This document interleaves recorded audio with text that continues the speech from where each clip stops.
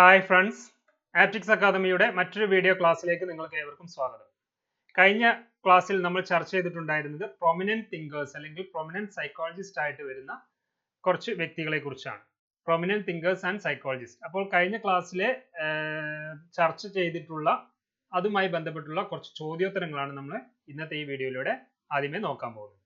തൊണ്ടയ്ക്കുമായി ബന്ധപ്പെട്ട് വരുന്ന ചോദ്യോത്തരങ്ങൾ, ഒരു 30 ചോദ്യോത്തരങ്ങളാണ് നമ്മൾ ഈ വീഡിയോയിലൂടെ നോക്കാൻ പോകുന്നത്. ഏതൊക്കെയായിരുന്നു? Thorndike was primarily a pioneer in the field of dash. ഏതാണ്? Thorndike was primarily a pioneer in the field of pragmatism, behaviorism, structuralism, clinical experiment. ഏതുമായിട്ടാണ് Thorndike behaviourist അല്ലെങ്കിൽ ബിഹേവിയറിസത്തിന്റെ പൈനിയർ പ്രിലിമിനറി തിങ്കർ ആയിട്ടാണ് ആര് കണക്കാക്കുന്നത്? E.L. Thorndikeനെ കൺസിഡർ ചെയ്യുന്നത്. The next question, first ever study in clinical psychology where the subjects were non-human was conducted by. First ever study in clinical psychology where the subjects were non-human was conducted by Pavlov, Skinner, Thorndike, Freud. ആരാണ്? Thorndike ആണ്. E.L. Thorndike. The animal which Thorndike used primarily for his experiment was. ഏത് ആനിമലിനെയാണ് ഉപയോഗിച്ചിട്ടുള്ളത്? The animal which Thorndike used primarily for his experiment was cat, dog, rat, none of these. ഏതാണ്? Cat ആണ്. അപ്പോൾ ആ ബോക്സിന് പറയുന്ന പേരെന്താണ്? ക്യാറ്റ് ബോക്സ് എന്നുള്ളതാണ്. ഏതാണ് അതിന് പറയുന്ന പേര്? ക്യാറ്റ് ബോക്സ് അഥവാ പസിൽ ബോക്സ് ഓഫ് എക്സ്പെരിമെന്റ് എന്നുള്ളതാണ്. Cat puzzle box of experiment. The next question, Thorndike recorded the time a cat to escape from the puzzle box.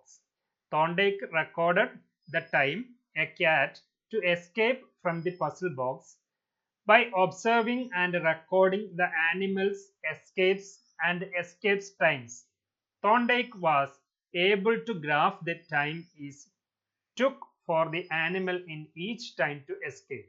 The graph so recorded was in the shape of dash. ഈ എന്താണ്? Thorndike record ചെയ്തുകൊണ്ടിരിക്കുകയാണ്.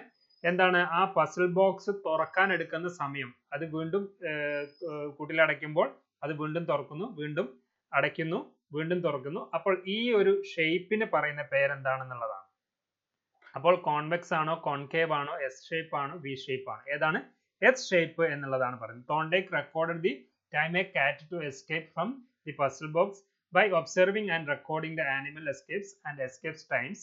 Thorndike was able to graph the time it took for the animal in each time to escape. The graph so recorded was in the shape of S shape എന്നുള്ളതാണ്. Okay, ഈ Thorndike's puzzle box experiment normally എന്താണ് experiment നടത്തിയിട്ടുള്ളത്? ഒരു വിശപ്പുള്ള ഒരു പൂച്ചയെ ആ കൂട്ടിൽ അടക്കുകയാണ് ചെയ്തിട്ടുള്ളത്. അതിന് ആ കൂടിന് പറയുന്നത് പസിൽ ബോക്സ് എന്ന് പറയുന്നത്. At first the cat to escape from the box through trial and error, random voluntary movements എന്നുള്ളതാണ്. നോർമലി പരീക്ഷണങ്ങൾ നടത്തിക്കൊണ്ടാണ്, അങ്ങോട്ടും ഇങ്ങോട്ടൊക്കെ ഓടി നടന്ന് സ്വാഭാവികമായിട്ട് വരുന്നതാണ് ആദ്യത്തിലൊക്കെ വരുന്നത്. പിന്നീട് എന്ത് ചെയ്യുന്നു? പോയി ഓടി നടന്ന് അത് എവിടെയാണുള്ളതെന്നുള്ള രീതിയിൽ ട്രയൽ നടത്തുകയാണ് ചെയ്യുന്നത്. അത് പിന്നീട് എന്ത് ചെയ്യുന്നു? ലാസ്റ്റ് എന്തിലേക്ക് എത്തുന്നു? നേരെ ആ തുറക്കുന്ന ആ ഒരു ലിവറിലേക്ക് തന്നെ പോയി തട്ടുന്ന അവസ്ഥയിലേക്ക് എത്തുന്നു. അപ്പോൾ ആ ഒരു എക്സ്പെരിമെന്റ് ആണ് ഇവിടെ Thorndike നടത്തിയിട്ടുള്ളത്. അപ്പോൾ ഈ ഒരു ഷേപ്പിന് പറയുന്നതാണ് എസ് ഷേപ്പ് എന്നുള്ളത്. ആ എസ് ഷേപ്പ് നിങ്ങൾ ഓർമ്മയിൽ നിലനിർത്തുക. Eventually the cat accidentally pulled the string, escaped from the box so that it could reach its reinforcement, the fish. ആ reinforcement എന്ന് പറയുന്നത് ഫിഷിനെയാണ്. അപ്പോൾ കൂട്ടില് ഒരു പൂച്ചയെ അടച്ചിട്ടുണ്ട്. ആ ലിവറിൽ തട്ടിക്കഴിഞ്ഞു കഴിഞ്ഞാൽ ആ കൂടിന്റെ ഡോറ് തുറക്കുന്നതാണ്. പുറത്താണ് ഫിഷ് വെച്ചിട്ടുള്ളത്. ആ ഫിഷിനെ കഴിക്കാൻ വേണ്ടിയിട്ടാണ് കൂട് തുറക്കാൻ വേണ്ടി പൂച്ച അങ്ങോട്ടോട്ടോ ഞെട്ടോട്ടോ ഓടുന്നത്. അങ്ങനെ ഓടുന്നതിന്റെ ഇടയിൽ സ്വാഭാവികവശാല് എന്ത് ചെയ്യുന്നു? ആ ലിവറിൽ തട്ടുന്നു, കൂട് തുറക്കുന്നു, ഇറങ്ങുന്നു, ഭക്ഷണം കഴിക്കുന്നു, വീണ്ടും കൂട്ടിലേക്ക് ആക്കുന്നു. പിന്നീട് എന്ത് ചെയ്യുന്നു? ആ ഒരു ആദ്യം ഓടുന്ന ആ ഒരു സമയം എന്നല്ലാതെ എന്ത് ചെയ്യുന്നു? നോർമലി പെട്ടെന്ന് ലിവറിലേക്ക് പോകുന്നതിലേക്ക് ഗ്രാജുവലി എത്തുന്നതാണ്. ആ ഒരു എക്സ്പെരിമെന്റ് ആണ് ആര് നടത്തിയിട്ടുള്ളത്? Thorndike നടത്തിയിട്ടുള്ളത്. According to Thorndike, the ability to learn does not decline until the age 35. According to Thorndike, the ability to learn does not decline until age 35. 35 വയസ്സ് വരെ എന്ത് ചെയ്യില്ല? പഠിക്കാനുള്ള ഒരു ability കുറയില്ല. but how much percentage it declined thereafter every year. ഓരോ വർഷം എത്ര, എന്നാൽ അതിനുശേഷം ഓരോ വർഷം എത്ര ശതമാനത്തോളമാണ് ഡിക്ലൈൻ ചെയ്യാൻ സാധ്യത എന്നുള്ളതാണ്. 1%, 5%, 8%, 10%. എത്ര ശതമാനമാണ് 1% എന്നുള്ളത് നിങ്ങൾ ഓർത്തു വെക്കുക. 35 വയസ്സ് വരെ എന്ത് ചെയ്യില്ല, പഠിക്കാനുള്ള താല്പര്യം അല്ലെങ്കിൽ അതിനുള്ള താല്പര്യ കാര്യങ്ങളൊന്നും കുറയില്ല. എന്നാൽ 35 വയസ്സിന് ശേഷം ഓരോ വർഷം 1% എന്ന രീതിയിൽ കുറയാൻ സാധ്യത ഉണ്ട് എന്നുള്ളതാണ് തോണ്ടേക്കിന്റെ അഭിപ്രായ പ്രകാരം പറയുന്നത്. ഈ ഇതിൽ തന്നെ മറ്റൊരു ചോദ്യം എന്നാണ്, according to Thorndike what attribute of learning decline by age. Age വഴി പഠനം കുറയാനുള്ള ആട്രിബ്യൂട്ട് എന്താണ്? സ്ട്രെങ്ത് ഓഫ് ലേണിംഗ് ആണോ കുറയുന്നത്, പിന്നെ പവർ ഓഫ് ലേണിംഗ് ആണോ കുറയുന്നത്, സ്പീഡ് ഓഫ് ലേണിംഗ് ആണോ കുറയുന്നത്, റെഡിനെസ് ടു ലേൺ ആണെന്നുള്ളതാണ്. അപ്പോൾ അതിൽ വരുന്നത് പഠിക്കാനുള്ള ആ ഒരു സ്പീഡാണ് കുറഞ്ഞു വരുന്നത് കേട്ടോ. പഠിക്കാനുള്ള സ്പീഡാണ് കുറഞ്ഞു വരുന്നത്, speed of learning. The next question, behavior that are followed by good consequences are likely to. Behavior that are followed by good consequences are likely to decrease in the future, increase in the future, remain same in the future, unable to predict. എന്താണ് increase in the future എന്നുള്ളതാണ്. Behavior that are followed by good consequences are likely to increase in future. ഫ്യൂച്ചറിൽ അത് കൂടാൻ തന്നെയാണ് സാധ്യത. നല്ല റിവാർഡ്സും അവാർഡ്സും കാര്യങ്ങളൊക്കെ കിട്ടുകയാണ്, അതിനെയാണ് ഗുഡ് കോൺസിക്വൻസസ്. നല്ലതാണ് ഒരു പ്രവൃത്തി വഴി സംഭവിക്കുന്നതെങ്കിൽ ആ പ്രവൃത്തി വീണ്ടും ആവർത്തിക്കാനുള്ള സാധ്യത കൂടുകയാണ് ചെയ്യുക. ഇൻക്രീസ് ഇൻ ഫ്യൂച്ചർ, ഫ്യൂച്ചറിൽ അത് ആവർത്തിക്കാനുള്ള സാധ്യത കൂടുകയാണ് ചെയ്യുക. The next question, according to Thorndike, the three main areas of intellectual development are. എന്താണ് തോണ്ടേക്കിന്റെ 3 പ്രധാനപ്പെട്ട ഇന്റലക്ച്വൽ ഡെവലപ്മെന്റുകൾ ഏതൊക്കെയാണെന്നുള്ളതാണ് ചോദ്യം വന്നിട്ടുള്ളത്. അത് നമ്മളിവിടെ ഉൾപ്പെടുത്തുന്നുണ്ട്. Abstract intelligence, mechanical intelligence, personal intelligence. Abstract mechanical moral ആണ്, abstract mechanical emotional, abstract mechanical social. ഈ തോണ്ടേക്കിന്റെ 3 പ്രധാനപ്പെട്ട ഇന്റലക്ച്വൽ ഡെവലപ്മെന്റ് എന്ന് പറയുന്നത് 3 എണ്ണമാണ്. അബ്സ്ട്രാക്ട് ഇന്റലിജൻസും പിന്നെ മെക്കാനിക്കൽ ഇന്റലിജൻസും സോഷ്യൽ ഇന്റലിജൻസുമാണ്. അത് 3 എണ്ണം ഏതൊക്കെയാണ്? Abstract intelligence, mechanical intelligence, social intelligence. Thorndike identified the 3 main areas of intellectual development എന്ന് പറയുന്നത് ഏതൊക്കെയാണ്? Abstract, mechanical, social എന്നുള്ളതാണ്. Abstract എന്ന് പറയുന്നത് this ability to process and understanding different concepts എന്നുള്ളതാണ്. ഒരു കോൺസെപ്റ്റിനെ, പലതരത്തിലുള്ള കോൺസെപ്റ്റിനെ അത് പ്രോസസ് ചെയ്യാനും അതേപോലെ തന്നെ അത് മനസ്സിലാക്കി എടുക്കാനുള്ള ഒരു എബിലിറ്റി ആണ് എന്ന് പറയുന്നത് അബ്സ്ട്രാക്ട് എന്ന് പറയുന്നത്. കോംപ്ലിക്കേറ്റഡ് ആയിട്ടുള്ള പ്രോസസ്സിനെ, കോംപ്ലിക്കേറ്റഡ് ആയിട്ടുള്ളതിനെ സിംപ്ലിഫൈ ചെയ്തുകൊണ്ട് അതിനെ പ്രോസസ് ചെയ്തുകൊണ്ട് ക്രോഡീകരിച്ച് അണ്ടർസ്റ്റാൻഡ് ചെയ്ത് അസിമിലേറ്റ് ചെയ്ത് എടുക്കുന്നതിനെയാണെന്ന് പറയുന്നത് അബ്സ്ട്രാക്ട് ഇന്റലിജൻസ് എന്ന് പറയുന്നത്. ദെൻ മെക്കാനിക്കൽ ഇന്റലിജൻസ് എന്ന് പറയുന്നത് ability to handle physical objects എന്നുള്ളതാണ്. ഫിസിക്കൽ ഒബ്ജക്ട്സിനെ ഹാൻഡിൽ ചെയ്യാനുള്ള എബിലിറ്റിയാണ് ഏത്? Mechanical intelligence. Then social intelligence എന്ന് പറയുന്നത് ability to handle human interactions എന്നുള്ളതാണ്. പിന്നെ മറ്റു വ്യക്തികളുമായി, പരസ്പര വ്യക്തികളുമായിട്ട് ഇന്ററാക്ട് ചെയ്യാനുള്ള എബിലിറ്റി ആണെന്ന് പറയുന്നത് പിന്നെ സോഷ്യൽ ഇന്റലിജൻസ്. ആ 3 ഇന്റലിജൻസ് ആണ് ഏതിൽ വരുന്നത്? According to Thorndike the 3 main areas of intellectual development എന്ന് പറയുന്നത് ഈ 3 എണ്ണമാണ്. Abstract intelligence, mechanical intelligence, social intelligence. The next question, as per Thorndike's view, which of the following is true with regard to learning? Okay, തോണ്ടേക്കിന്റെ view പ്രകാരം which of the following is true with regard to learning? ഏതൊക്കെയാണ്? Learning is instrumental, പഠനം എന്നുള്ളത് ഒരു instrumental ആണ്. Learning occur automatically, പഠനം എന്ന് automatically നടക്കുന്നതാണ്. All animals learn the same way, ഇത് എല്ലാം എന്ത് ചെയ്തിട്ടുണ്ട്? ശരിയായി വരുന്നതാണ് തോണ്ടേക്കിന്റെ അഭിപ്രായ പ്രകാരം. തോണ്ടേക്കിന്റെ വ്യൂ പ്രകാരം എന്ത് ചെയ്യുന്നുണ്ട്? ലേണിംഗ് ഈസ് ഇൻസ്ട്രുമെന്റൽ ആണ്, ലേണിംഗ് ഒക്കർ ഓട്ടോമാറ്റിക്കലി ആണ്, all animals learn the same way എന്നുള്ളതാണ് ഒക്കെയാണ് അത് പറയുന്നത്, തോണ്ടേക്ക് പറയുന്നത്. Then law of use and law of disuse is part of dash. എന്താണ് law of use and law of disuse is part of നമ്മുടെ ക്ലാസ്സിൽ പറഞ്ഞിട്ടുള്ള കാര്യം. ഏതാണ്? law of readiness, law of repetition, law of exercise and law of transfer of learning. ഏത് ഭാഗമാണ്? law of exercise ന്റേതാണ് 2 division ആയിട്ട് പറഞ്ഞത്, law of use and law of disuse. ഈ law of useഉം law of useഉം law of disuse കഴിഞ്ഞ ക്ലാസ്സിൽ നമ്മൾ explain ചെയ്തിട്ടുള്ളതാണ്, അത് പഠിക്കുക. Okay, a student of your class very rarely uses the mathematical table of 18. 18ന്റെ മാത്തമാറ്റിക്കൽ ടേബിൾ കുട്ടികൾ വളരെ റയർ ആയിട്ടാണ് ഉപയോഗിക്കുന്നത്. So he doesn't remember it. Which law of Thorndike resembles it? Okay, അത് എക്സസൈസുമായി ബന്ധപ്പെട്ട് തന്നെ വരുന്ന യൂസ് അല്ലെങ്കിൽ ഡിസ്യൂസുമായി ബന്ധപ്പെട്ടുള്ള കാര്യമാണ്. അതിൽ യൂസ് ആണോ ഡിസ്യൂസ് എന്നുള്ളതാണ് ഇവിടുത്തെ ചോദ്യം. A student of your class very rarely use the mathematical table of 18 18 എന്ന മാത്തമാറ്റിക്കൽ ടേബിൾ വളരെ റെയർ ആയിട്ടാണ് കുട്ടികൾ ഉപയോഗിക്കുന്നത്. So he doesn't remember it, അത് ഓർമ്മയിലില്ല എന്നുള്ളതാണ്. ലോ ഓഫ് എക്സസൈസ് ആണ്, ലോ ഓഫ് യൂസ് ആണ്, ലോ ഓഫ് ഡിസ്യൂസ് ആണ്, ലോ ഓഫ് ട്രാൻസ്ഫർ ആണ്. ഏതാണ്? Law of disuse. കാലക്രമേണ നമ്മൾ കുറെ കാലങ്ങളായിട്ട് ഉപയോഗിക്കാതിരിക്കുന്ന സാധനം അത് ഉപയോഗപ്രദമായിരിക്കില്ല, അല്ലെങ്കിൽ പെട്ടെന്ന് ഉപയോഗിക്കാൻ കഴിഞ്ഞോളണമെന്നില്ല, അതിന് സമയമെടുക്കും എന്നുള്ളതാണ്. അതിനെയാണ് എന്ന് പറയുന്നത് ലോ ഓഫ് ഡിസ്യൂസ് എന്ന് പറയുന്നത്. As per Thorndike the most recent response is dash. As per Thorndike the most recent response, most recent ആയിട്ട് നടന്നിട്ടുള്ള ആ റെസ്പോൺസിന് എങ്ങനെയാണ്? ലൈക്ലി ടു ഒക്കർ എന്നുള്ളതാണോ, അൺലൈക്ലി ടു ഒക്കർ എന്നുള്ളതാണ്, റീ ഒക്കർ എന്നുള്ളതാണോ, relatively strong when it reoccur എന്നുള്ളതാണോ, nothing to do with its occurrence in future എന്നുള്ളതാണോ? ഏതാണ്? ലൈക്ലി ടു റീ ഒക്കർ അല്ലെ, likely unlikely to reoccur. ഇതിൽ ഏതാണ് വരുന്നത്? ദ മോസ്റ്റ് റീസെന്റ് റെസ്പോൺസ് എന്ന് പറയുന്നത് മോസ്റ്റ് റീസെന്റ് ആയിട്ട് നടന്നിട്ടുള്ള ഒരു കാര്യം ഒക്കർ ചെയ്യാൻ സാധ്യത ഉണ്ടെന്നുള്ളതാണോ ഇല്ല എന്നുള്ളതാണോ? അതാണ് ലൈക്ലി ടു റീ ഒക്കർ എന്നുള്ളതാണ്. സാധ്യത കൂടുതലാണ്, വീണ്ടും അത് സംഭവിക്കാൻ സാധ്യത കൂടുതലാണ്. ഇപ്പം റീസെന്റ് ആയിട്ട് നടന്നിട്ടുള്ള ഒരു കാര്യം അത് തന്നെ ആ റെസ്പോൺസ് തന്നെ സംഭവിക്കാൻ സാധ്യത കൂടും എന്നുള്ളതാണ് likely to reoccur. An animal tries multiple responses if the first response does not lead to a specific state of affairs. According to Thorndike, the statement is dash. An animal tries multiple responses if the first response does not lead to a specific state of affairs.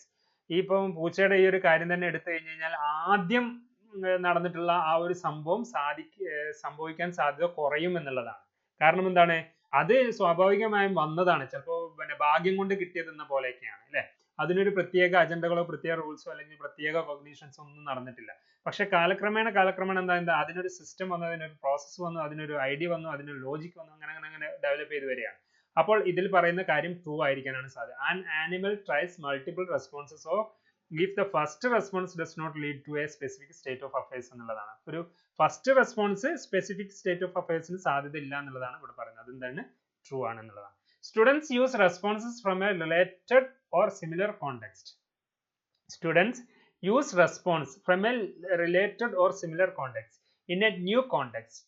This is called എന്താണ്? Response by nature ആണോ, response by imitation ആണോ, response by analogy ആണോ, response by intuition ആണോ? Students use response from a related or similar context. ഒരു പുതിയൊരു കോണ്ടെക്സ്റ്റിൽ അത് മുൻപ് നടന്നിട്ടുള്ളതോ അല്ലെങ്കിൽ അതിനോട് റിലേറ്റ് ചെയ്തിട്ടുള്ളതോ അല്ലെങ്കിൽ അത് സംഭവിച്ചിട്ടുള്ളതായിട്ടുള്ള ഒരു കോണ്ടെക്സ്റ്റ് ഉൾപ്പെടുത്തുന്നു. പുതിയൊരു കോണ്ടെക്സ്റ്റിലേക്ക് മുൻപ് നടന്നിട്ടുള്ളതോ അതിനോട് സാമ്യമുള്ളതോ അല്ലെങ്കിൽ അത് പരിചയപ്പെട്ടിട്ടോ ആയിട്ടുള്ള കാര്യങ്ങൾ ഉൾപ്പെടുത്തുന്നു.